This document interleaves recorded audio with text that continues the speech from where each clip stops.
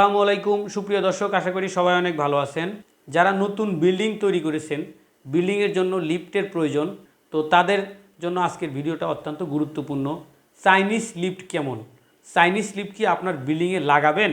এই লিফটটা আসলে কতদিন চলবে, কিছুদিন চলার পরে ঢক ঢক খটখট আওয়াজ করবে নাকি অনেক জোরে ঝাঁকি দিবে, বারবার হ্যাং হবে, তারপরে এই লিফটের দাম কেমন, মোটর কেমন হবে, একটানা কত বছর চালাতে পারবেন, এই সব প্রশ্ন কিন্তু আপনাদের মাথার মধ্যে ঘুরপাক খাচ্ছে।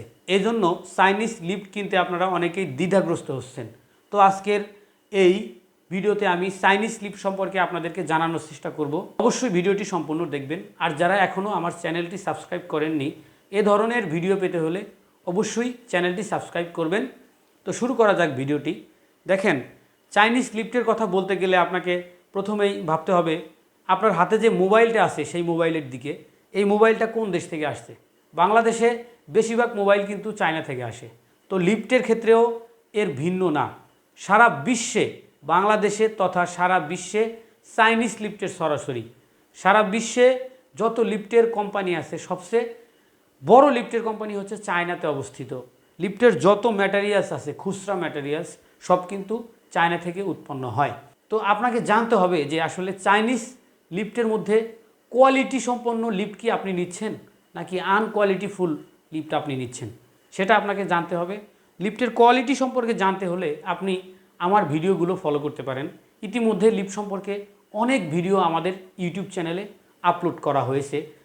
দেখেন, লিফটের মেইন পার্টস হচ্ছে মোটর, লিফটের মেইন পার্টস হচ্ছে লিফটের সেফটি ডিভাইসগুলো, তারপরে লিফটের মেইন পার্টস হচ্ছে লিফটের মাদারবোর্ড। এই মাদারবোর্ড কিন্তু চায়নাতেই উৎপন্ন হয়।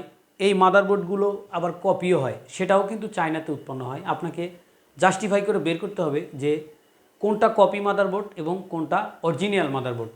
তো চায়না লিফট কিনলে যে আপনি প্রতারিত হবেন, বিষয়টা কিন্তু এমন না। বাংলাদেশে 100টা লিফটের মধ্যে 90টা লিফট হচ্ছে চাইনিজ লিফট, আর 10টা লিফট আছে সারা বিশ্বের বিভিন্ন দেশের। বিশেষ করে চাইনিজ লিফট ব্যতীত আপনি যদি অন্য কোনো দেশের লিফট নেন, আমি দেশগুলোর নাম উল্লেখ করব না বা ব্র্যান্ডের নামও উল্লেখ করব না। তো কিছু কিছু ব্র্যান্ড আছে, কিছু কিছু দেশের লিফটের ব্র্যান্ড আছে, যেই লিফটগুলো ওই দেশের ব্র্যান্ডের লিফটের পার্টস ছাড়া অন্য কোনো পার্টস সাপোর্ট করে না।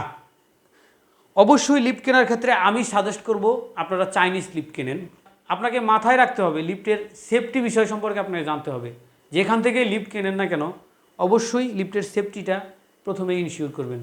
তবে হ্যাঁ, বাংলাদেশে অ্যাসেম্বল কিছু কিছু লিফট কোম্পানি আছে যারা লিফটের সেফটিগুলো বাইপাস করে রাখে এবং প্রপার সেফটি ব্যবহার করে না লিফটের প্রাইস কমানোর জন্য।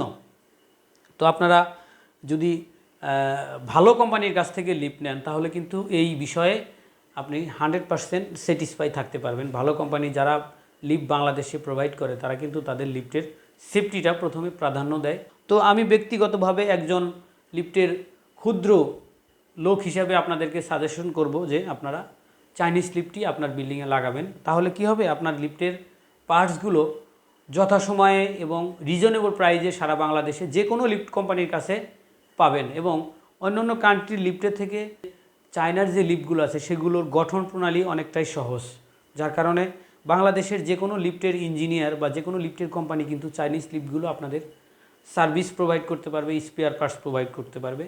চাইনিজ লিফট কিনলে বিষয়টা এমন না যে 1-2 বছর পরে লিফট হ্যাং হওয়া শুরু করবে আর পার্টসগুলো নষ্ট হওয়া শুরু করবে, এমন না। আপনি যদি চাইনিজ লিফট কেনেন 100% কোয়ালিটিফুল এবং 100% সেফটি ডিভাইস অ্যাক্টিভ সহকারে, তাহলে কিন্তু আপনি চাইনিজ লিফটও চাইলে ভালোভাবে ব্যবহার করলে 40 থেকে 50 বছর ব্যবহার করতে পারবেন।